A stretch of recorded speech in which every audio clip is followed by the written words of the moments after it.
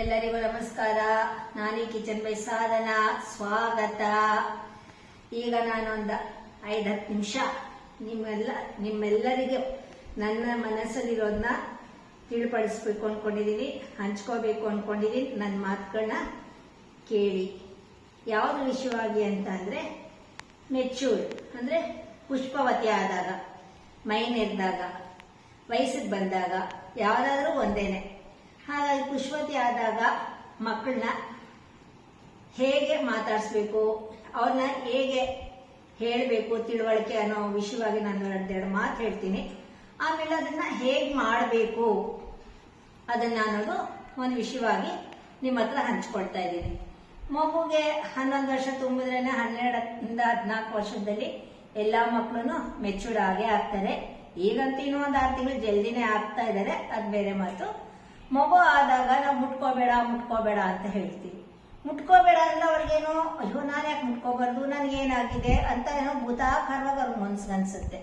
ಅದ್ರಲ್ಲಿ ಏನೂ ಇಲ್ಲ. ಸೈನ್ಸ್ ಪ್ರಕಾರ ಏನಂತಂದ್ರೆ ಅವ್ರಿಗೆ ರೆಸ್ಟ್ ಅನ್ನೋದೇ ಮುಟ್ಕೋಬೇಡ ಅಂದ್ರೆ ಅವ್ರ ಒಂದ್ ಹತ್ರ ಇಲ್ಲಿ ಅನ್ನೋ ಒಂದು ಕಾರಣಕ್ಕೆ ರೆಸ್ಟ್ನ ಮುಟ್ಕೋಬೇಡ ಅಂತ ಹೇಳ್ತಾರೆ. ಅದೇ ಆ ಮಗು ನೀನ್ ರೆಸ್ಟ್ ಮಾಡ್ಬೇಕು ಅಂತ ಹೇಳಿದ್ರೆ ಆಯ್ತು. ಹಿಂದಿನ ಕಾಲದಲ್ಲಿ ನೀರು ಹಾಕ್ತಾ ಇರ್ಲಿಲ್ಲ, ಈಗೇನೋ ಆದ್ರೇನೆ ನೀರ್ ಹಾಕ್ತಾರೆ. ನಿನ್ ಪಾಡು ನಿನ್ ರೂಮಲ್ಲಿ ಇರೋ, ಹಾಸಿಗೆ ಮೇಲೆ ಮಲ್ಕೋ ಹಾಗಂತ ಹೇಳಿ ಮನೆಯೆಲ್ಲ ತುಂಬಾ ಓಡಾಡ್ಬೇಡ, ಹೊರಗಡೆ ಹೋಗ್ಬೇಡ ಅಂದ್ರೆ ಆಯ್ತು. ಯಾಕೆ ಅಂತ ನೀನ್ ರೆಸ್ಟ್ ಮಾಡು. ಈಗ ನಿನ್ಗೆ ಬಾಡಿನಲ್ಲಿ ಚೇಂಜಸ್ ಆಗಿದೆಯಲ್ಲ, ಆ ಚೇಂಜಸ್ ನಿನ್ಗೂ ಗೊತ್ತಿರತ್ತಲ್ಲ, ಹಾಗಾಗಿ ಸ್ವಲ್ಪ ರೆಸ್ಟ್ ಮಾಡು ಅಂತ ನಾವು ಆ ಮಗುಗೆ ಹೇಳ್ಬೇಕು. ಹೇಳಿದಾಗ ಅದಕ್ಕೆ ನಾವು ಏನು ಅಂದ್ರೆ, ಇವಾಗ ನಮ್ಮ ಬಾಡಿನಲ್ಲಿ ಹಾರ್ಮೋನ್ಸ್ ಬೆಳೀತಾ ಇರುತ್ತೆ. ಈಗಷ್ಟೇ ಹಾರ್ಮೋನ್ಸ್ ಬೆಳೀತಿರೋದ್ರಿಂದ ಅದಕ್ಕೆ ಬೇಕಿರೋ ಶಕ್ತಿ ಅನ್ನೋದು ನಾವು ಕೊಡಬೇಕು. ಆ ಮಗುಗೆ ಇನ್ನೂ ಚಿಕ್ಕ ವಯಸ್ಸಿರೋದ್ರಿಂದ ಅದಕ್ಕೆ ಗೊತ್ತಿರಲ್ಲ. ಹಾಗಾಗಿ ನಾವು ಅವ್ರನ್ನ ರೆಸ್ಟ್ ಮಾಡ್ಬೇಕಮ್ಮ ನಿಂಗೆ ಅಂತ ಹೇಳಿ, ನೋಡೋ ಹಾರ್ಮೋನ್ಸ್ ಎಲ್ಲ ಬೆಳೆಯುತ್ತೆ, ಶರೀರದಲ್ಲಿ ಏನೆಲ್ಲ ಬದಲಾವಣೆ ಆಗಿದೆ ಅಂತ ಗೊತ್ತಲ್ಲ ನಿಮ್ಗೂನು, ನೀನು ರೆಸ್ಟ್ ಮಾಡು ಸ್ವಲ್ಪ ಅಂತ ಹೇಳ್ಬೇಕು. ಏನು ವರ್ಷಾನ್ಗಟ್ಲೆ ಏನ್ ಬೇಡ, ಒಂದು 5 ತಿಂಗಳು ಮೆಚೂರ್ಡ್ ಅಂದ್ರೆ 5 ಋತುಮತಿ ಆದಾಗ ನಾವು ಒಂದು 5-6 ತಿಂಗಳು ಆ ಮಗುನ ಸ್ವಲ್ಪ ಕೇರ್ಫುಲ್ ಆಗಿ ನೋಡ್ಕೊಂಡ್ರೆ ಸಾಕು. ತರ ಕೇರ್ಫುಲ್ ಆಗಿ ನೋಡ್ಕೊಳ್ಳೋದು, ಯಾವ ತರ ಕೇರ್ಫುಲ್ ಆಗಿ ನೋಡ್ಕೊಳ್ಳೋದು ಅಂತಂದ್ರೆ ಏನಿಲ್ಲ, ಸ್ವಲ್ಪ ಒಳ್ಳೆ ಆಹಾರ ಕೊಟ್ರೆ ಸಾಕು ಆ ಮಗುಗೆ. ಏನೇನು ಆಹಾರ ಕೊಡ್ಬೇಕು ಅಂದ್ರೆ, ಒಳ್ಳೆ ಆಹಾರ ಅಂದ್ರೆ ಏನು, ಹೇಗ್ ಕೊಡ್ಬೇಕು ಅಂದ್ರೆ, ಹಿಂದಿನ ತರ ನಾವೇನ್ ರಾಗಿ ಬೀಸಿ, ಅಕ್ಕಿ ಕುಟ್ಟಿ, ಭತ್ತ ಕುಟ್ಟಿ ಎಲ್ಲ ಮಾಡಿ ಕೊಡೋ ತರ ಕಾಲ ಏನಲ್ಲ ಈಗ. ಈಗಿನ ಕಾಲದಲ್ಲಿ ಏನಿದೆಯೋ ಅದನ್ನೇ ನಾವು ಉತ್ತಮವಾಗಿ ಚೆನ್ನಾಗಿ ಆಹಾರ ಹೊತ್ತೊತ್ತಿಗೆ ಆ ಮಗು ಕೊಟ್ರೆ ಚೆನ್ನಾಗಿ ಆರೈಕೆ ಮಾಡ್ಬೇಕು ನಾವು ಅಂತ ಹೇಳೋದು. ಇದು ಹೆಣ್ಣು ಮಕ್ಕಳಲ್ಲಿ 3 ಹಂತಗಳು ಬರುತ್ತೆ. ಒಂದು ಫಸ್ಟ್ ಋತುಮತಿ ಆದಾಗ, ಪುಷ್ಪವತಿ ಆದಾಗ. Next pregnancy. ಥರ್ಡ್ ಬಾಣಂತರ. ಈಗ ನಾವು ಈ 3 ಹಂತದಲ್ಲಿ ಫಸ್ಟ್ ಬರೋದು ಪುಷ್ಪವತಿ. ಪುಷ್ಪವತಿ ಆದಾಗ, ಋತುಮತಿ ಆದಾಗ ನಾವು ಅವಳಿಗೆ ಒಳ್ಳೆ ಆಹಾರ ಕೊಡ್ಬೇಕು. ಒಳ್ಳೆ ಆಹಾರ ಅಂದ್ರೆ ಏನು, ನಾವು ಮಗುನ್ ಕೇಳ್ತೀವಿ ನಿಂಗೆ ಏನ್ ಇಷ್ಟ ಅಂತ ಕೇಳಿ. ಯಾಕೆ ಅವಳಿಗೆ ಇಷ್ಟ ಆಗಿರೋದ್ರ 1 ಸತಿ ಇಟ್ಟು 2 ಸತಿ ತಿಂತಾಳೆ, 1 ತಿನ್ನೋ ಜಾಗದಲ್ಲಿ 2 ತಿಂತಾಳೆ ಅನ್ನೋ ಒಂದು ಆಸೆಗೆ ನಿನ್ಗೆ ಏನ್ ಇಷ್ಟ ಅಂತ ನಾವು ಕೇಳ್ತೀವಿ. ಅದ್ರ ಜೊತೆಗೆ ನಾವು ಅವಳಿಗೆ ಆರೈತ ಆಗಿರೋ ತರ ಉಂಡೆಗಳಾಗ್ಲಿ, ಪಲ್ಯ, ಹಣ್ಣು, ಹಂಪ್ಲು, ಹಾಲು, ಮೊಸರು, ತುಪ್ಪ ಎಲ್ಲ ಅವಳಿಗೆ ನಾವು ಕೊಡ್ಬೇಕು. ಹೊತ್ತೊತ್ತಿಗೂ ನೋಡ್ಕೊಂಡು ನಾವು ಕೊಡ್ಬೇಕು.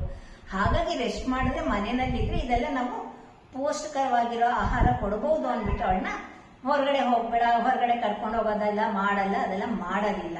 ಹಾಗಾಗಿ ಮಗುಗೆ ಆದಾಗ ನೀವು ಒಳ್ಳೆ ಮಾತಲ್ಲಿ ಉಂಡೆಗಳನ್ನು ತಿನ್ನಿಸ್ಬೇಕು. ಅಂಟುಂಡೆ, ಎಳ್ಳುಂಡೆ, ಹುರ್ಗಡ್ಲೆ ಉಂಡೆ, ರವೆ ಉಂಡೆ, ಈ ತರ ಬೇಕಾದಷ್ಟು ಶೇಂಗಾ ಉಂಡೆ, ಈ ತರ ಬೇಕಾದಷ್ಟು ಉಂಡೆಗಳಿದೆ. ಅದೆಲ್ಲ ಮಾಡಿ ಮಗು ಕೊಡ್ಬೇಕು. ಕೊಟ್ಟಾಗ ಅದ್ರ ಜೊತೆಗೆ ತುಪ್ಪ ಚೆನ್ನಾಗಿ ಬೆರೆಸಿ ಉಂಡೆಗಳು ಮಾಡಿದ್ರೆ ತುಂಬಾ ಚೆನ್ನಾಗಿರುತ್ತೆ ಉಂಡೆಗಳು ತಿನ್ನೋದಕ್ಕೆ. ಆಮೇಲೆ ಪಲ್ಯದಲ್ಲೂ ಅಷ್ಟೇ, ಊಟದಲ್ಲೂ ಅಷ್ಟೇ ಒಳ್ಳೆ ರಸಮ್ಮು, ಸಾಂಬಾರು, ಪಲ್ಯ, ಸೊಪ್ಪಿನ ಪಲ್ಯ, ಕಾಳು, ಎಲ್ಲನೂ ಕಾಳಿನ ಪಲ್ಯ, ಈ ತರ ಎಲ್ಲಾ ತರದಲ್ಲೂ ಕೊಟ್ಟು ಮಗುಗೆ ಆರೈಕೆ ಚೆನ್ನಾಗಿ ಸಿಗ್ತದೆ. ಯಾವಾಗ ನಾವು ಋತುಮತಿ ಆದಾಗ ಮಗುಗೆ ಆರೈಕೆಯಿಂದ ಒಳ್ಳೆ ಆಹಾರ ಕೊಡ್ತೀವೋ, ಮುಂದೆ ಪ್ರೆಗ್ನೆಂಟ್ ಬಸ್ರಿ ಆದಾಗ ಆ ಮಗುಗೆ ತುಂಬಾ ಆರೋಗ್ಯಕರವಾಗಿರ್ತಾಳೆ. ಹಾಗಾಗಿ ನಾವು ಪುಷ್ಪವತಿ ಆದಾಗ ಒಳ್ಳೆ ಆಹಾರನ ಮಗುಗೆ ಕೊಡಬೇಕು, ತಿನ್ನಿಸ್ಬೇಕು. ಅಂದ್ರೆ ನಾವು ಯಾವಾಗಲೂ ನಮ್ಮ ಪೂರ್ವಕರು ಹೇಳ್ದಂಗೆ, ನಮ್ಮ ಅಜ್ಜಿ ಎಲ್ಲ ಹೇಳ್ದಂಗೆ ನೀನ್ ಮುಟ್ಕೋಬೇಡ, ನೀನ್ ಹಂಗಿರ್ಬೇಕು ಹಿಂಗಿರ್ಬೇಕು ಅಂದ್ರೆ ಯಾವ ಮಕ್ಕಳು ಕೇಳಲ್ಲ. ಹಾಗಾಗಿ ನಾವು ಎಷ್ಟು ಫಾರ್ವರ್ಡ್ ಆಗಿದೀವೋ ಅಷ್ಟು ಫಾರ್ವರ್ಡ್ ಮಾತುಗಳ ಮಗುಗೆ ಹೇಳ್ಬೇಕು, ನೋಡಮ್ಮ ಸೈನ್ಸ್ ಪ್ರಕಾರ ಹೀಗಿದೆ, ನೀನ್ ರೆಸ್ಟ್ ಮಾಡಬೇಕು, 8 ತಿಂಗಳೆಲ್ಲ ರೆಸ್ಟ್ ಇರೋ, ಈ ತರ ಆದಾಗ ಮಾತ್ರ ನಿಂಗೆ ಬಾಡಿನಲ್ಲಿ ಚೇಂಜಸ್ ಆಗ್ತಿರುತ್ತೆ. ಆ ಟೈಮಲ್ಲಿ ನಿಂಗೆ ಒಳ್ಳೆ ಆಹಾರ ಬೇಕು, ರೆಸ್ಟ್ ಬೇಕು, ಇಲ್ಲ ಅಂದ್ರೆ ನಿಂಗೆ ಸುಸ್ತಾಗಿ ಹೋಗುತ್ತೆ ಅಂತ ಆ ತರ ಮಾತುಗಳು 2 ಮಾತು ಒಳ್ಳೆ ಮಾತು ಹೇಳಿ ಮಗುನ ನಾವು ಊಟ ತಿಂಡಿನ ಕೊಡಬೇಕು.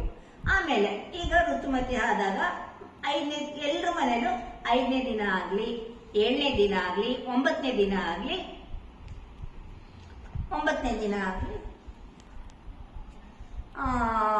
ಮಾಡಿದಾಗ 5ನೇ ದಿನ, 7ನೇ ದಿನ, 9ನೇ ದಿನ ನೀರ್ ಹಾಕ್ತಿವಿ, ಪುಣ್ಯವರ್ಧನೆ ಮಾಡೇ ಮಾಡ್ತೀವಿ. ಅವತ್ತಿನ ದಿವಸ ಆ ಪುಣ್ಯವರ್ಧನೆ ಮಾಡಿದ ದಿವಸ ಶುದ್ಧ ಪುಣ್ಯಾದ್ನ ಅಂತ ಮಾಡ್ತೀವಿ. ಆವತ್ತಿನ ದಿವಸ ಯಾವ ಮಗುಗೆ ಫಂಕ್ಷನ್ ಮಾಡಿಸ್ಕೊಳಕ್ ಇಷ್ಟ ಇಲ್ದಿದ್ರು ಪರವಾಗಿಲ್ಲ, ಇಷ್ಟ ಇದ್ರು ಮಾಡಿ ಗ್ರ್ಯಾಂಡ್ ಆಗಿ ಏನ್ ಬೇಡ ಅಂದಿಲ್ಲ. ಇಷ್ಟ ಇಲ್ಲ ಅಂದಾಗ ಆವತ್ತಿನ ದಿವಸ ಮಾತ್ರ ಆದ್ರೂ ಒಂದ್ 4 ಜನ ಮುತ್ತೈದನ್ನ ಕರೆದು ಮಗುಗೆ ಆರತಿ ಮಾಡ್ಬೇಕು. ಆರತಿ ಮಾಡ್ಬೇಕಾದಾಗ ಏನು ಅಂದ್ರೆ ಒಂದ್ ಬಿಳಿ ಬಟ್ಟೆ ಮೇಲೆ ಮುತ್ತೈದೆಯರು ಕೆಂಪು ನೀರಿಂದ 5 ಕೈ ಹಚ್ಕೊಂಡ 5 ಕಡೆ ಇಟ್ಟು 4 ಮೂಲೆಗಳಲ್ಲಿ ಒಂದು ಮಧ್ಯೆ ಇಟ್ಬಿಟ್ಟು ಅರ್ಶಿನ ಕುಂಕುಮ ಬಳಸಿ ಮಗುನ ಕೂಡಿಸ್ಬೇಕು. ಜಡೆ ಹಾಕಿ ಒಂದೊಳ್ಳೆ ಬಟ್ಟೆ, ಸೀರೆನೋ ಲಂಗನ ಏನಾದ್ರು ಒಂದು ಬಿಳಿ ವೈಟ್ ಕಲರ್ ಬಟ್ಟೆನಲ್ಲಿ ಮಗುಗೆ ಅಲಂಕಾರ ಮಾಡಿ ಕೂಡಿಸಿ ಆರತಿ ಮಾಡಿ 4 ಕಡೆ ದೀಪ ಇಟ್ಟು ಒಂದೊಂದು 5 ಸುತ್ತು ಬಿಳಿ ದಾರ ಸುತ್ತಿ ಮತ್ತೆ 4 ದೀಪಗಳಿಗೆ ಒಂದೊಂದು ತಾಂಬೂಲ ಇಡಬೇಕು. ಆ ತಾಂಬೂಲ ಏನಂದ್ರೆ ಎಳ್ಳುಂಡೆ ಮತ್ತೆ ಹುರ್ಗಡ್ಲೆ ಉಂಡೆ, ಬಾಳೆಹಣ್ಣು ಇಷ್ಟು ಇಟ್ಬಿಟ್ಟು ಮಗು ಒಂದೇ ಕೂತ್ಕೋಬಾರ್ದು ಅಂದ್ಬಿಟ್ಟು ಜೊತೆಗೆ ಒಂದು ಗೊಂಬೆನ ಕೂಡಿಸಿ ಆ ಗೊಂಬೆಗೂ ಹಾಗೆ 2 ದೀಪ ಇಟ್ಟು ಒಂದು ತಾಂಬೂಲ ಇಟ್ಟು ಬಿಳಿ ಕರ್ಚೀಫ್ ಮೇಲೆ ಗೊಂಬೆನ ಕೂಡಿಸ್ಬೇಕು. ಇದನ್ನ ಕೊಟ್ಟು ಮಗುನ ಕೂಡಿಸಿ ಮಗುಗೆ ಅರ್ಶಿನ ಕುಂಕುಮ ಕೊಟ್ಟು ಆಮೇಲಿಂದ ಹಣ್ಣು ಕೊಟ್ಟು ಮಗುಗೆ ಹಾಲು ಕೊಟ್ಟು ಆರತಿ ಎತ್ತಿ ಆಮೇಲೆ ಆಶೀರ್ವಾದ ಮಾಡಿ ಮಗುಗೆ ಇಷ್ಟ ಮಾಡಿ ಬಂದವ್ರಿಗೆ ಏನಾದ್ರು ನಿಮ್ ಶಕ್ತಿ ಸಾರ ಅಂತ ತಿಂಡಿನೋ ಸ್ವೀಟೋ ಕೊಟ್ಟು ತಾಂಬೂಲ ಕೊಟ್ಟು ಕಳಿಸಿ. ಇಷ್ಟಾದ್ರೂ ಖಂಡಿತವಾಗಿ ಮಾಡಿ. ಅದು 12 ವರ್ಷಕ್ಕೆ ಒಂದ್ಸತಿ ಆಗಿರತ್ತಲ್ಲ ಪಾಪು, ಅಲ್ಲಿ ತನಕ ನಾವೇನಂತೀವಿ ಮಕ್ಕಳು ಅಂತೀವಿ. ಒಂದ್ಸತಿ ಮೈನೇರಿದ ತಕ್ಷಣ ಹೆಣ್ಮಗು ಬಾಮ ಇಲ್ಲಿ ಅಂತೀವಿ. ಅದು ಬೇರೆನೆ ಬರುತ್ತೆ. ಆ ಮಕ್ಕಳು ಮನ್ಸಲ್ಲೂ ಬೇರೆ ಇರುತ್ತೆ. ಅಷ್ಟು ದಿನ ಚಿಕ್ಕ ಮಕ್ಳಾಗಿರ್ತಾರೆ. ಈಗ 12 ವರ್ಷ ಆಗಿದ್ದವ್ರಿಗೆ ಅವ್ರಿಗೆ ಗೊತ್ತಿಲ್ಲ, ಅವ್ರು ಚೇಂಜಸ್ ಆಗ್ತಾರೆ. ಹಾಗಾಗಿ ಅವ್ರ ಚೇಂಜಸ್ ಆದಾಗ ನಾವು ಸ್ವಲ್ಪ ಆ ಮಕ್ಕಳಿಗೆ ಸಪೋರ್ಟಿವ್ ಆಗಿರ್ಬೇಕು. ಯಾವಾಗ್ಲೂ ಅಷ್ಟೇ ಮಕ್ಕಳು ತಾಯಿ ಮಾತಿಗಿಂತ ಅಜ್ಜಿ ಮಾತು, ಇಂದ ಚಿಕ್ಕಮ್ಮಂದ್ರು ದೊಡ್ಡಮ್ಮಂದ್ರ ಮಾತುಗಳನ್ನೇ ತುಂಬಾ ಚೆನ್ನಾಗಿ ಕೇಳ್ತಾರೆ. ಹಾಗಾಗಿ ಮಕ್ಕಳಿಗೆ ಯಾರಿದ್ರು ಅವ್ರೊಂದು ಸಜೆಷನ್ ಕೊಡ್ಲಿ.